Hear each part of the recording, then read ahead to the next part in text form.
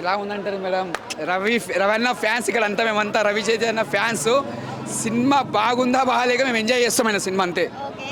అంటే ఇప్పుడు పాత సినిమాలని గుర్తు చేసేలా ఉంది అంటున్నారు. మరి అది నిజమే అంటారా? అట్లా ఉంటుంది పాత సినిమాలు అని కాదు, స్టోరీ కథ ఎలా ఉంటుందో అట్లా ఉంటుంది. దానికి దీనికి పోల్చుకో ఉంటుంది. స్టోరీ ఎలా ఉంటుంది, కథ కూడా అలా ఉంటుంది. హీరోయిన్స్ యాక్టింగ్, రవితేజ గారి యాక్టింగ్ ఎలా ఉంది? బాగుంది, కొత్తగా తీసిర్రు, మంచి ఒక డిఫరెంట్ యాంగిల్లో తీసుకొచ్చారు. ముగ్గురు హీరోయిన్లు మాత్రం చాలా కొత్తగా చేసిరు, చాలా బాగా చేసిరు. ముగ్గురున్నారా? అంటే ఇద్దరు ఉంటారు, ఇంకొక ఆమె ఫ్రెండ్ లెక్క ఉంటారు అనమాట. ఓకే. మరి సునీల్ గారు చాలా రోజుల తర్వాత కమెడియన్ గా వచ్చారు కదా, ఆయన యాక్టింగ్ ఎలా ఉంది? అరే చాలా రోజుల తర్వాత స్క్రీన్ చూసినాక చాలా హ్యాపీగా ఫీల్ అయినాం. ఆయన కామెడీ మళ్ళీ కంబ్యాక్ అని చెప్పొచ్చు. ఓకే. ఇప్పుడు వచ్చిన 3 సినిమాలలో ఏ సినిమా బాగా హిట్ అవుతుందంటే ఏది బాగుంది అంటారు? ఒకటే చెప్తున్నా, 3 సినిమాలు మనే, అన్ని సినిమాలు మనం చూస్తాం. First megastar +1, second plus Raviteja గారిది. ఇప్పుడు వచ్చే 2 సినిమాలు కూడా శర్వానంద్ గారికి ఇంకో సినిమా కూడా హిట్ కావాలి. ఈ సంక్రాంతికి అన్ని సినిమాలు హిట్ కావాలి, అన్ని బ్లాక్ బస్టర్ కావాలి. టికెట్ రేట్స్ గురించి కూడా ఏదో చెప్తున్నారు కదా, మరి వర్తబుల్ అని ఇప్పుడు పెట్టినందుకు, మీరు చూసినందుకు? నేను ఒకటే చెప్తున్నాను, టికెట్ రేట్ పెంచింది అనుకో పబ్లిక్కి చాలా ఇబ్బంది అవుతుంది. అంటే ఇప్పుడు 600 రూపాయలు పెట్టిన ఓలుకుంటారు, టికెట్ కొనుక్కోలేరు.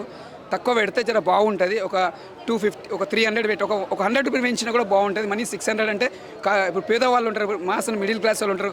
ఒక టికెట్ కొనుక్కోవాలంటే కొనుక్కోలేరు. ఇప్పుడు ఫ్యాన్స్ కోసం ఇప్పుడు చూడాలని ఒక ఇంట్రెస్ట్ ఉంటుంది. అంత 600 అంటే కొనలేము. ఒక 350 పెట్టారు అనుకో, ఒక 300 పెడితే తీసుకోవచ్చు. సినిమా ఎలా ఉంది? ఒకటే చెప్తున్నా, సినిమా మాత్రం రవితేజ ఫ్యాన్స్కి ఎలా కావాలనుకున్నావు అలా ఇష్టం.